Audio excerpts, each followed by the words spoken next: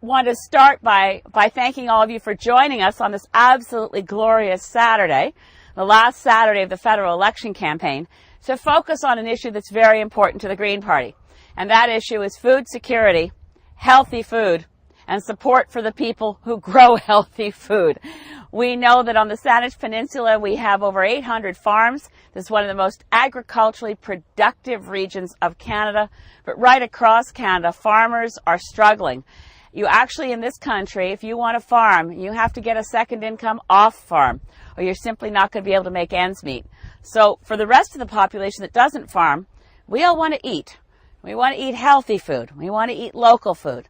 And that's why the Green Party has come up with a very holistic, comprehensive set of policies to protect family farms, to assist farmers to make a decent income on farm, to support a 200-kilometer diet, and to help with the transition to organics where possible.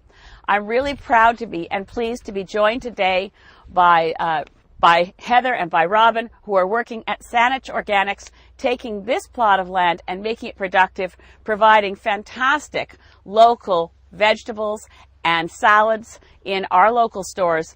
It's a model for the rest of Canada, but I know they need support. Well, I'd just like to add that we're delighted with the Green Party policy because the Green Party recognizes, as we do, that agriculture does not exist in a vacuum, that it's tied in with environment, it's tied in with human health, it's tied in with community health, and that there's not just one solution for agriculture in Canada, that small scale farms need to be viable, medium scale, large scale, and having a national party that recognizes the importance of small scale agriculture, which has been a little bit left out of the mix in recent decades, is really exciting to us. Well, we're very strongly in favor of mixed farm. We're the only party that's actually, and this was noted in the comparison of party platforms in a survey done by the Globe and Mail, we're the only party that also links into the climate policy, because we see the changes that are coming because of existing levels of greenhouse gases.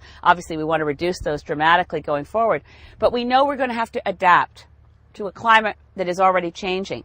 And the large scale are extremely vulnerable to the impacts of climate crisis. Whereas if we have mixed farms, mixed production, in what you're doing here is an extraordinarily good example, you're much more resilient and able to adapt to the different effects of climate and to provide local food security. We know on Vancouver Island that if we didn't have the ferries delivering the food to our grocery store shelves, we'd be out of food within a couple of days. Our supermarkets just don't have the supply. So food security for Greens is a matter of economic importance. It's a health issue, and it's keeping our farmers alive, flourishing, and hopefully profitable, which is something that most farmers can only wish for, because there's so many obstacles for a farming community to show a profit. And that really is, to me, a scandal in a country where we pride ourselves on having agricultural production, but we don't support our farmers. This farm represents an effort to bring quite a few separate groups of young people, I'm assuming all young, onto a piece of land so they can grow food. This is one of the challenges in the Saanich Peninsula. We have great farmland.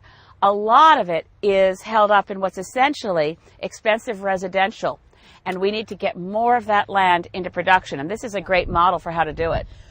Yeah, we firmly believe that the model of the farm, the farmer owning the land, passing on the land to one other owner-operator, it's just not happening in this region. Land prices are completely out of whack with the economics of growing food.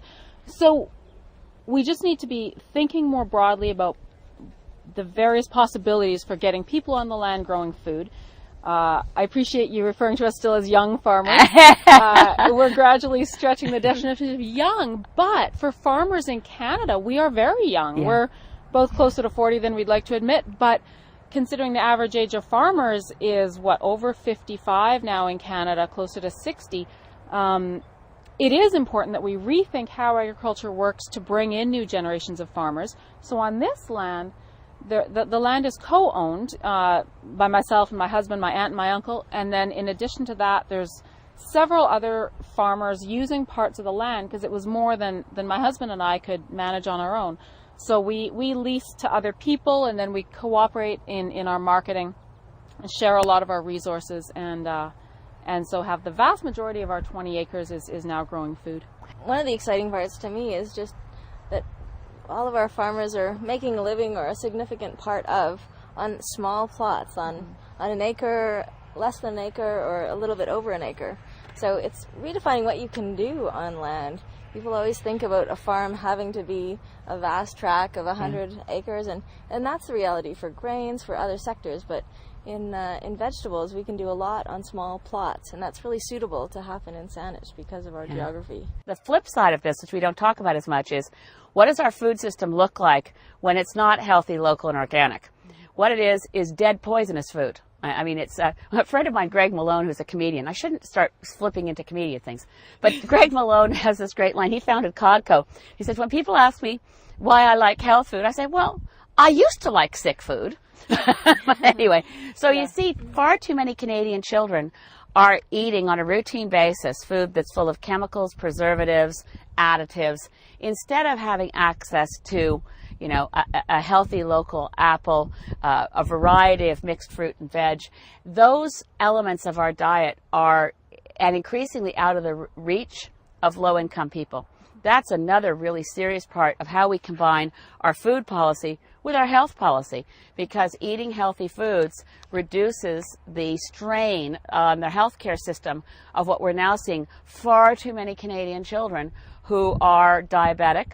And it might have something to do with the fact that the school systems are so deprived of money that they are willing to put in vending machines for Coca-Cola. It might just be those things are linked. And if we can just think about, in a holistic way, healthy farmers who can make a living on farm, local communities that support those healthy farm foods, that bring up their kids to know the difference between, yes, you can have a treat now and then of junk food if you really want it, but let's eat healthy most of the time.